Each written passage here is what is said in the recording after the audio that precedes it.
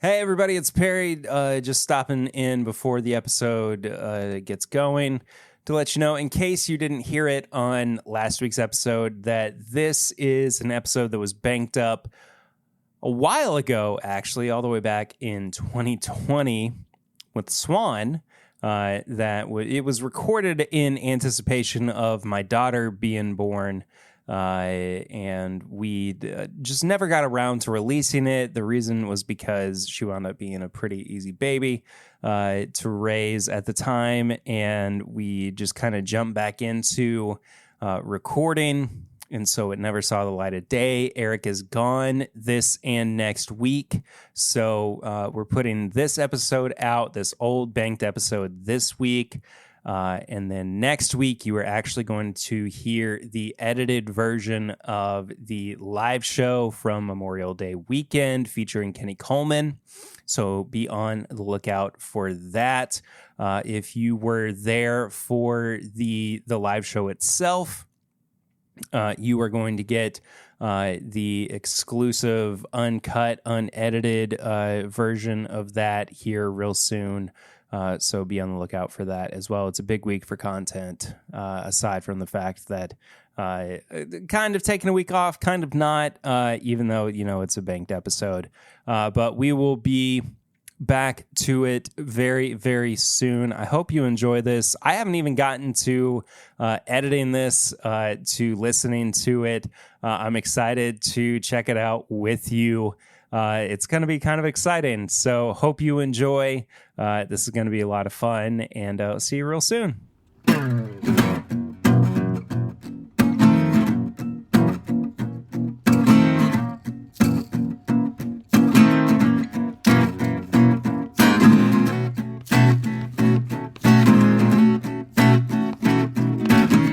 guess we're not doing the intro well before these. What do you mean? This is the intro. Oh, okay then. Hello, everybody. Welcome to another episode of This Is My Bourbon Podcast. I am your host, Perry, and with me this week is Swan. What's up, guys? What's up, everybody? Welcome back to the channel. Like, share, comment, subscribe. That's totally what that felt like. And with that, we may be doing some more video content coming up. Hey, we're in the middle of banking a bunch of episodes, and we are losing it. Absolutely. By this point. Swan, how you feeling, buddy? Yup. Good stuff, man. Good No, stuff. I'm actually excited about this one. I am too. There was a lot of ideas going around, kind of how to approach the benchmark stuff. Should we do all 5 in one sitting? We just couldn't figure out how to structure it. But breaking it down and doing some comparisons with like different distilleries and just the same distillery and different picks and that kind of thing. Yeah. I think this one's going to be a pretty good lineup. Yeah, I'm excited for this too. So we have 4 different bottled and bond products. We're going to be starting with the Benchmark Bonded. We're going to be moving to Old Tub from Jim Beam, then New Riff Bottled and Bond, and then we are finishing it out with JTS Brown. Yeah, and all of these are 4-year rye, correct? 4-year rye bourbons. 4-year rye bourbons. I mean, I'm assuming Benchmark's at least 4 years. Yeah, we're making some assumptions with that one for sure. Swan, anything you need to report on what you've been drinking recently? Benchmark. Oh, okay. Benchmark. I had a little bit of that. Would have been a prime opportunity for you to say everything, but we're just going to leave it at Benchmark. Yep. Okay, let's get into this. So we are continuing on with our Benchmark series. This is the 4th out of 5. What? Do you find something else on the label? I mean, I just want more info, and they don't put it on here. They do have like the same blurb on the left wing of it. Yeah, for the first 2 bottles, I read this like something new was going to happen, but then I realized I wasn't going to. It's the same rigmarole. Yeah, but some of them have actually had some tasting notes. This one just says, enjoy the rich flavor and long, smooth finish. Fun. Yep. And a general description of the Bonded Act from 1897. Yeah. So we're going to be comparing these different pours, but we're also going to be reviewing the Benchmark Bonded at the end of it. it's just occurring to me. We could have thrown in the E.H. Taylor Bonded as a comparison. True, but I think that one... But you think that you don't need anything else to drink. Well, it's not even that. That one just got named, with some awards. I think that kind of deserves a revisit on its own. That's true. Maybe with some others that have won awards in the past couple of years. Sure. Just see what they're looking for each year. All right, so let's get into this flight, why don't we? Let's do it. Ooh, caramel apple. I'm already digging this. There's a smoked wood note in there too. Yeah. Oh, this is so much better than the single barrel was. Applewood smoked chips. Thank you. Applewood smoked chips with some caramel. Yeah, but caramel's like it's a note I pick up pretty frequently. If I'm just dialing into what's weird about this, yeah, it's that. It's not necessarily savory, but it's definitely that like smoked quality, There's a very heavy cinnamon note in there too. Oh yeah, like right in the middle of the palate, of the nosing spectrum. I don't know. I had apple cinnamon granola today. Yeah, it's there. It's there. That tinkle of the glass really actually came through on the microphone. That was good. I tried to do it hard enough that it worked. Okay. I'm all about breaking the fourth wall. I know. Go listen to the last call from the past few weeks. Oh, that is oily. Apple cinnamon Cheerios. Yes. That's so off profile for a Buffalo Trace product. I don't care. It's great. It's so good. It's really good. Oh my gosh. Something has happened. So we've done a 90. You're right, something has happened. A 95. An 86. An 86 and now 100. And depending on where the proof point is on it really dictates on how much I like it. Yeah. And it's not what I thought it would be. I genuinely think usually I tend to go for anything from like 110 to 120 is that range of what I like. And so I just assume anything higher proof I'm going to like better. That's not been the case with this lineup. No. Like, not even a little. No. It's really been surprising. Yeah, so the Buffalo Trace products seem like they really find sweet spots in different ranges. And not to spoil anything, with the 95 proof was not it for me. Yeah. But it's just, I don't know. This one's phenomenal. Mm-hmm. It gets back to the original flavors that the Benchmark, the regular Benchmark kind of has, but actually makes it into a good bourbon. It amplifies it. Yeah. It has cinnamon notes. It's got kind of that slight breadiness to it. It's got some of like the Cheerio kind of note that you said. Yeah. But it also has a really nice honeyed finish. Mm-hmm. This is solid. I really like this one. This has very quickly become my favorite of the lineup so far. So far, yeah. I think this is definitely up there. Yeah, and we'll get to the review of it here in just a minute, but I almost don't want to do the rest of the flight. Just because this one's so good. Oh, I will. Yeah, I'll do it too. Oh, yeah. Swan's in vacation mode. Ooh. Okay, so now we're nosing the old tub. This one's much more harsh. It is, and it's much more one note. It is, yeah. I mean, I'm really not getting the complexity on the nose that I was with the Benchmark Bottled and Bond. No. Said that's so strange. I swear I looked over at you and I thought you were pouring that into your nose.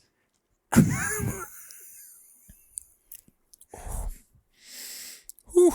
All right. This has got to be one of the more refined bottled and bonds that I've had. The Benchmark Bonded, that is. And having it in comparison to the old tub is spice heavy. Spicy. It is not necessarily like the most ethanol heavy, but it is spice heavy. It's kind of like a soft drink. It reminds me kind of Dr. Pepper. It reminds me of Dr. Pepper when you get the machine that's added a little extra carbonation that's not supposed to be in there.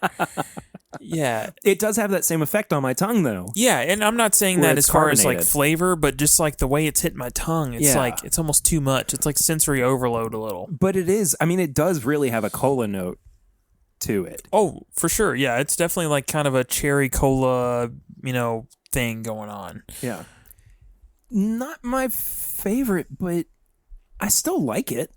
I like it for different reasons, I would say. And to clarify, we're having the old tub that comes in the 375. Yeah, this isn't the new limited release that came out earlier this year. And I think that one may fare a little better, but just what's going to be on the shelf that's not technically a limited release.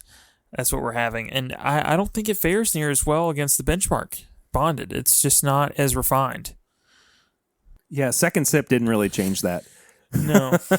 Second sip really just kept it pretty much the same. Yeah, and I've kind of fallen out of favor a little with just the regular Jim Beam Bonded. I think some of the older stuff I have has been much better. I agree. Even for a while there, I was kind of hunting down that kind of like cheesy-looking foil bottles that they had. It's good now, but something about it just doesn't feel as good as it was. Yeah.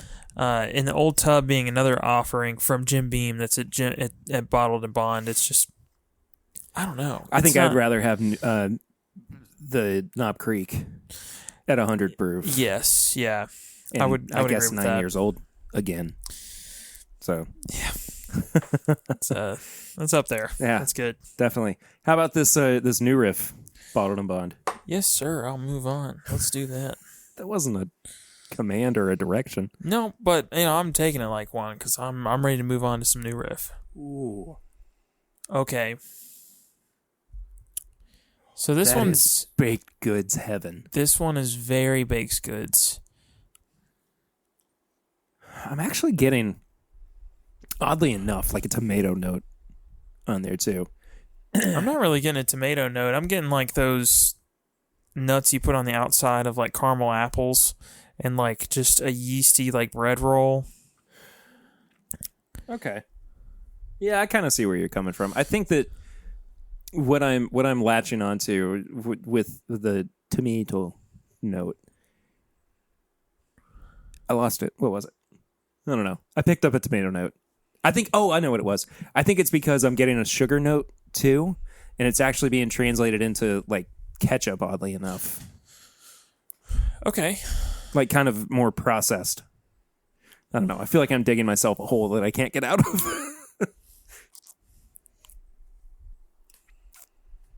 I mean, I'm personally not getting ketchup, but I also don't put ketchup on a ton of things. Ketchup with tater tots, though, man. That is one of the few things I will smother in ketchup. I love tater tots. I will take the entire tater tot, roll it in ketchup, put the other end, and then eat it. You monster. I know. Yeah. I'm a dip and eat because I still like the crunch from the tater tot. Oh, no. Smother that thing. All right. Tater tots or french fries? Tater tots. Yeah. I'm all tater day, tots, man. Yeah. I one time, so this is a fun story. I one time drove almost 2.5 hours for very specific tater tots. Where were these tater tots? Taco John's. Taco John's. We used to have one where I lived, and they closed down. Yeah, and then we were going to visit Diane's grandparents, and they live out in the middle of absolute nowhere. But they have a taco. Yeah, they have a Taco John's. I put their name or their address in the search bar to get directions, and realized there's a Taco John's relatively close to their house. Before we could see her grandparents that she hadn't seen in 4 years, I got my tater tots. The way you said that, though, was like, I almost read it like, you went specifically 2.5 hours away from her grandparents so that you could then make another 2.5 hour drive to. No. It was like, it's definitely not on the way. It's a way off point. Yeah. I love it because it's the only place you can get tater tots, and they say, "Do you want cheese dip with that?" And I'm like, Yes, I do. Yes, I do. Yes, please. Anyways, back to this. Back to the new riff. The new riff, it's just solid. I need to actually taste it. The nose, it's got so much going on. The new riff. The nose is just making me want tater tots now. Oh, the palate's no different. Not in the tater tot aspect, but just like baked goods. Ooh, the finish is much stronger than the Benchmark on this one. Mm-hmm. Much stronger. The Benchmark's oily. I will say that the New Riff has more in as far as the flavor profile in the finish. Yeah, the finish is really where it starts to shine. I think that the oak is really becoming prominent on the back end of the palate into the finish. That's where I'm starting to see the fact that this is an aged whiskey. Yeah. New Riff Bottled and Bond, don't sleep on it. No, this is one you keep around. And I made my favorite thing to do with this whiskey, and I have some in my refrigerator right now, is I actually make homemade honey whiskey with it. Oh, yeah, that's right. You do that. Yeah, and it's so good. It's so good. You should not buy... You gave me some. Yes. You shouldn't... You probably shouldn't buy a New Riff just to put honey whiskey like stuff in it to make it, but I will pay the extra money to get New Riff to make honey whiskey. It is just that good. So New Riff, if you're listening, make a honey whiskey. Yeah. I guess. Maybe.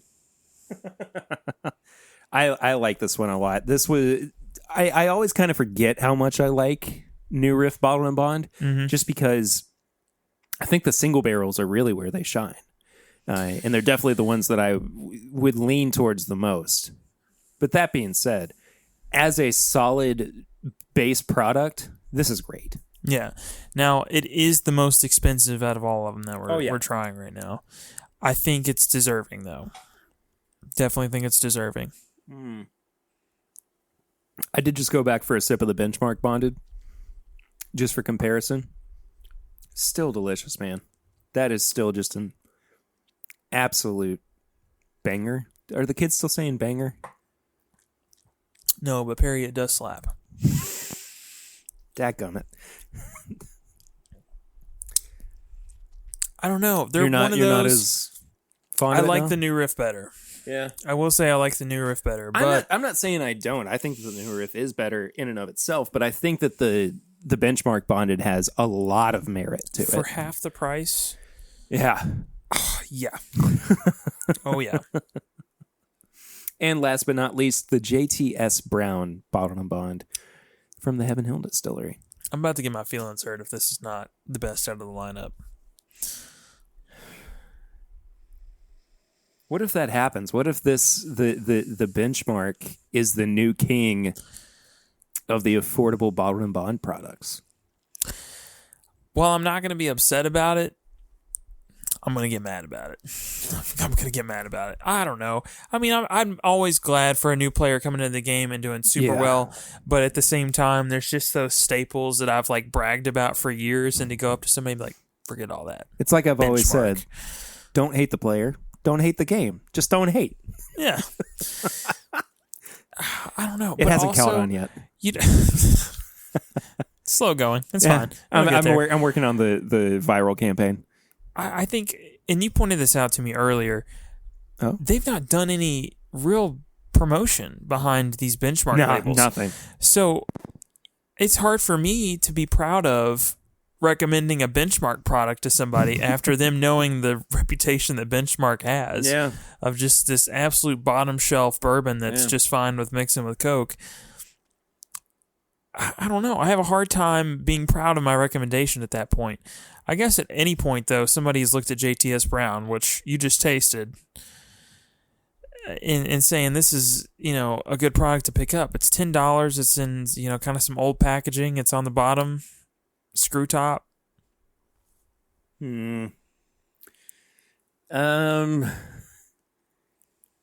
It's a little flat. It doesn't really deliver like the Benchmark does. Are your feelings hurt? Are you sad? Yeah, I'm mad about it. Yeah. Show us on the bourbon bottle where it hurt you. All over. No, it's just, it's flat. It's kind of flat. That's upsetting. I just don't. It is the cheapest out of the bunch, though. It is, but I don't think that makes it that automatically means that it would be the worst. No. I mean, think about it. How long have we touted the good, cheap bottled and bonds from Heaven Hill? It's been a while. It's been a while that we've been kind of hyping them up, and deservedly so. They're all solid.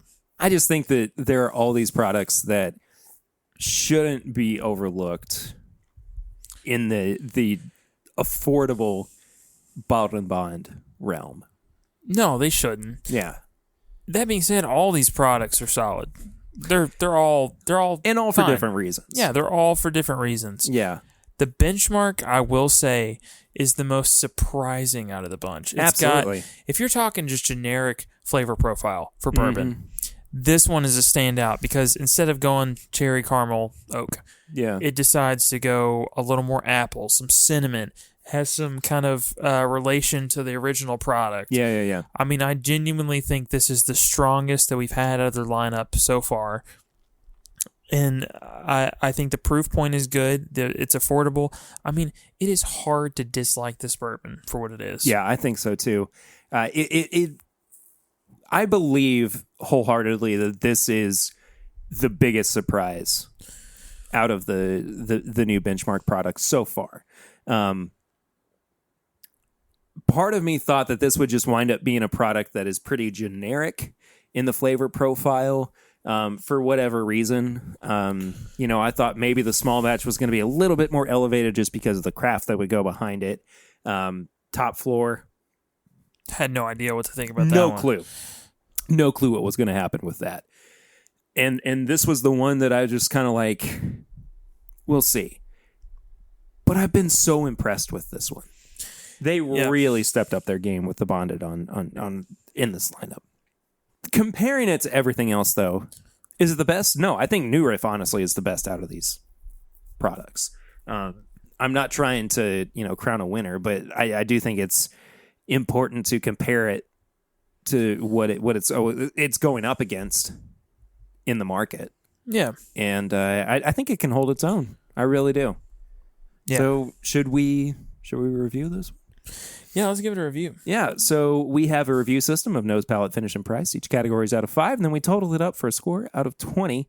On the nose, Swan, a very solid 3, I would say. See, for me, I actually like it more than that. Yeah? I think it's a really good nose at 3.5. I don't think that it's not really good. I just think that it's really good, but it's missing just a little bit. See, for me, it's just missing less, I guess. That's why I'm just rating that's it fair. a little higher. I think 3.5 is where it needs to be for me. This hits a lot of flavor notes that I really like. So I've kind of pointed out in the past, coffee, tea, hot drinks, not really my thing. Kind of the herbal earthiness, it's not there. This is completely devoid of all of those. So this is just in my wheelhouse. I tell you what, I'm going to make this really easy on myself because I think that this is an extremely well-rounded product. I'm going 3s across the board except for the price. Okay. I'm going to go for a 4 on the price and call it a day at 13 out of 20. I think that, honestly, all the way through, this one delivers. I think this is the one that if you had to point somebody to say, how has Buffalo Trace changed their game with the Benchmark products, this one is it. See, I'm going to go just a tad bit higher. I'm actually going to give it 3 for the palate.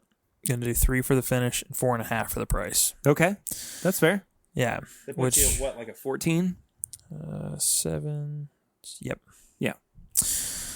All right. Yeah, so that puts me at a 14. I think this is a solid recommended. I think it's significantly better than the other stuff we tried, and it's definitely worth the pickup once you see it. And I think that I might have given it either a slightly lower, about the same score as the small batch. Mm-hmm. But overall, it is the most pleasant and really, truly the one that I will point people to. I might even bump it up in at least the main categories by like a half a point, just because I do think that it's that solid, that well-rounded. I think this is the one that they put the most craft and attention into. Well, I don't think that they took all the barrels that they had from this single season, dumped them together, and said, there you go. I think that it reads more meticulous than anything else that we've had. It does, yeah. And they do have quite a bit of bonded warehouses for not having they've got a lot of product in bonded warehouses to not really put out a ton of bonded product. Yeah, and that's something that we kind of were talking about before we actually got to try this. Is this Buffalo Trace's direct response to the affordable bottled and bond products that are on the market? Yeah, I think it's definitely it, because there's so much out that's right now in bottled and bond. Heaven Hill. Wow, that really looked bad on the waveform. Yeah, but I mean, they do put out a ton of bottled and bond product. If ever that was your microphone, it is now your microphone. Yeah, that's true. I speak into it every week. I'm sorry, Swan. Please continue. They put out so much bonded product, and there's no one right now that can hold a candle to it. As far as affordability goes. Yeah. And then on top of it, it's been like every single distillery's kind of, I'm not going to say gimmick, but kind of standard recently that's come in new to the game of that's been seriously contending some of the bigger brands, that it's a bonded product. Yeah. I mean, you've got New Riff, you've got a lot of the ryes that have been putting out from other distilleries that are doing bottled and bond. 80 Laws put out one that was bottled and bond. You've got Wilderness Trail putting out bottled and bond. Everyone's kind of hopping on that board of we're having an issue selling our bourbon because it's so young and we're charging a good amount for it. But as soon as you put that bottled and bond label on it, it's going off the shelf. Well, and I also think that this is a good indication that bottled and bond is not unimportant in today's market. Because there has been that conversation that's been going around recently of whether or not it even really matters. I think it definitely matters. I think it does too, if you put in the time and you put in the effort and you do have a good, solid product at the core. And I mean, if you don't, then you're just going to wind up with something that falls flat on its face. So is Benchmark the core of this product? No, I think that Buffalo Trace is the core of this product. I think that is really what they're kind of building off of, is that Buffalo Trace mash bill, not not considering Benchmark as being the backbone. Buffalo Trace is the backbone of the Buffalo Trace product catalog. And I think that, with that mash bill, they have to expound on it and give it the time and effort that it deserves, because it is so good. Mm-hmm. And with a product like this, they're doing everything right. And honestly, I am comfortable in bumping up my score with those extra 0.5s to nose, palate, and finish to give it a final score of 14.5. I think it's just solid. I'm really, really impressed with this. One of the best cheap alternatives for bottled and bond products on the market. It would be really fun eventually, I'm sorry, to do a full blind flight of the affordable bottled and bonds from Heaven Hill and maybe even Jim Beam. Yeah, we could throw in there too, Jim Beam itself, not Old Tub, and see where it places. I mean, blind is really the only true way to do it, but at the same time, I mean, it could come in last, or it could just shine through as being the best one out of the bunch. I will say it is one of the most unique bottled and bonds I've had. Oh yeah, at this price category. Yeah, I've not had many that lean that real apple cinnamon. Yeah, it's different, but it really does deliver. Yeah, and that's it. This is a big old recommend for me. Big old recommend from Swan as well. two Swan thumbs up. Feather thumbs, yeah. Those. Do wings have thumbs? That's a weird question. Do wings have thumbs?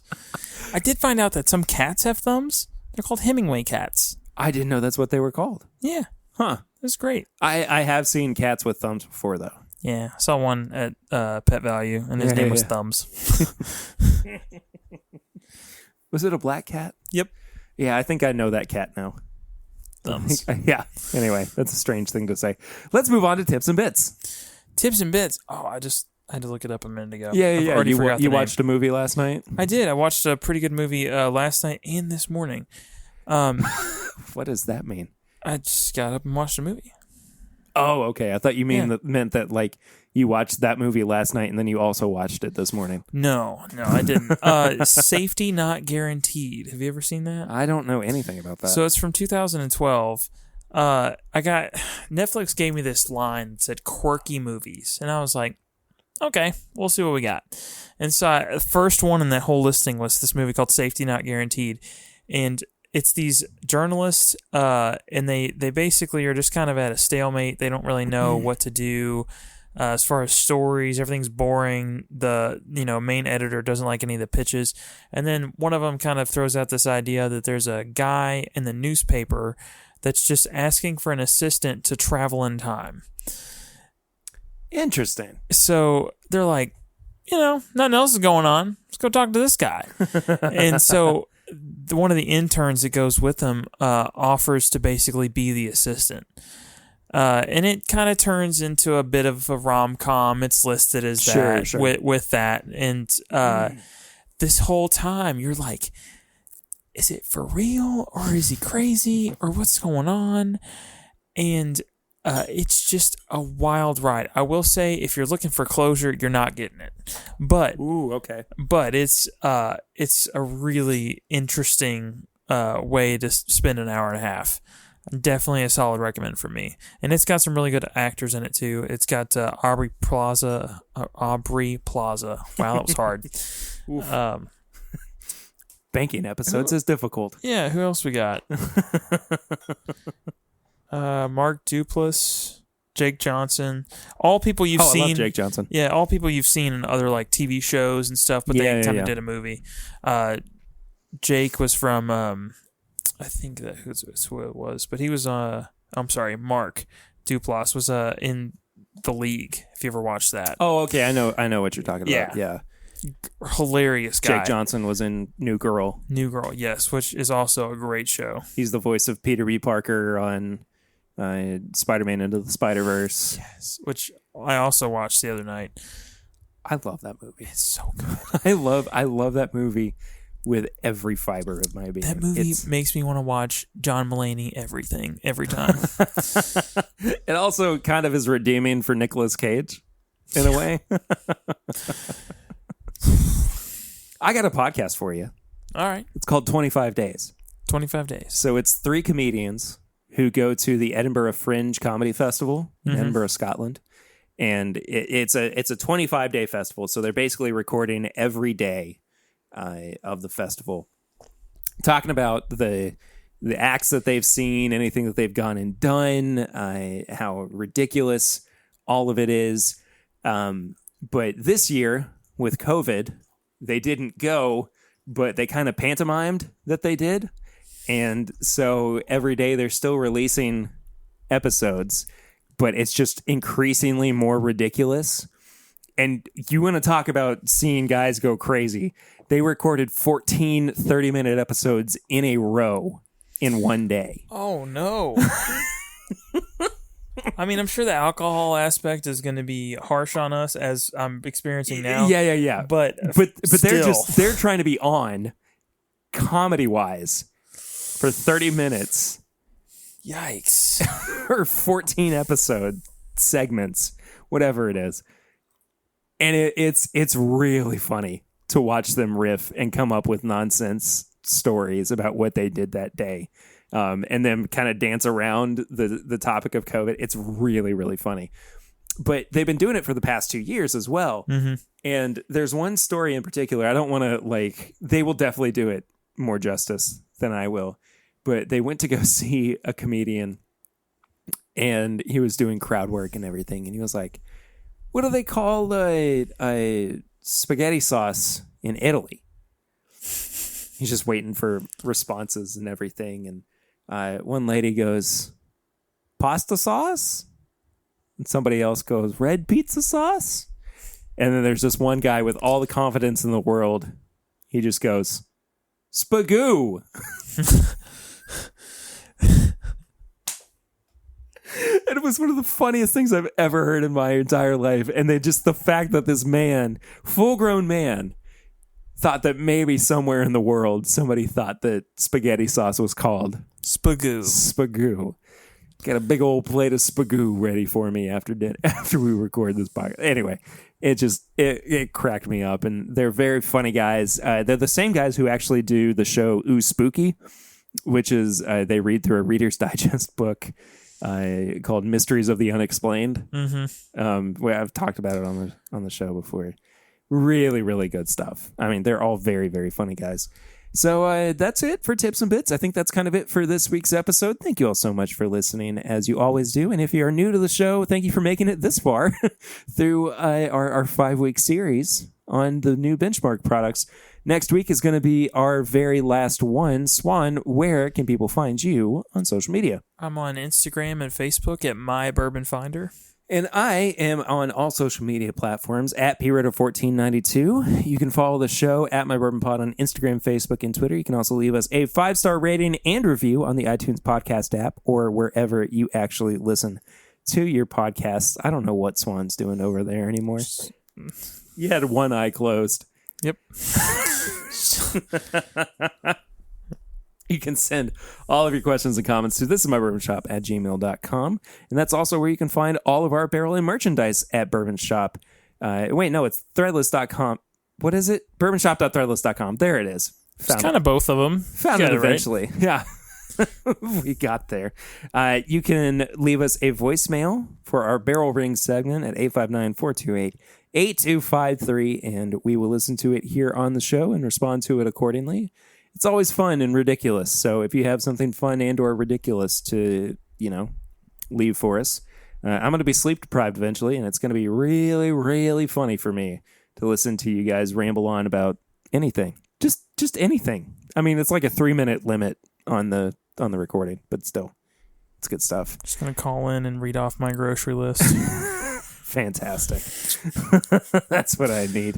You can become a part of our Facebook community at facebook.com. You just search for This Is My Bourbon Group, and then a couple of questions just to make sure that you are there for the right reasons, I suppose. I don't know. It sounds like it's sketchy, but it's not. It's a really great community. That's where we actually ask all of the questions for our Patreon pregame chats, which are normally released every Tuesday before the regular episodes on Wednesday. And you also get the last call for Patreon too. But those are kind of on hiatus at the moment until things get back to normal with baby life, of course. And then last but not least, all of that Patreon content can be found at patreon.com/mybourbonpodcast. For as little as $1 a month, you can help support the show, keep it going, keep the lights on, and at $5 a month, that is where you get all of the bonus content. And there's a whole back catalog of stuff that you can go and check out. It's all some pretty good stuff. I have fun with it. And we also have to thank one of our patrons of the show, once again at patreon.com/mybourbonpodcast. This one this week, Swan, are you ready? Hit me with it. Lil Morgan. Lilith all the way from Brisbane, Australia. She is at the $10 a month tier. She has also been a patron of the show along with her husband, Chris, since October 9th, 2018. And we appreciate everybody who is an ardent supporter of the show, not just monetarily, but by listening to the show every week, sharing it with your friends, liking, sharing, commenting, subscribing, whatever. I don't, the thing that you normally do that everybody says you should do. But next week, we are going to finally wrap up this Benchmark series with the foolproof edition. The one that's going to hurt me. The one that's going to make Swan stagger and fall like a big dumb baby. Yep. Yep. I wish I could combat that with something, but nope, that's right. Yep. All right. Well, until Swan falls on his face, I'm Perry. And I'm Swan. And this is My Bourbon Podcast.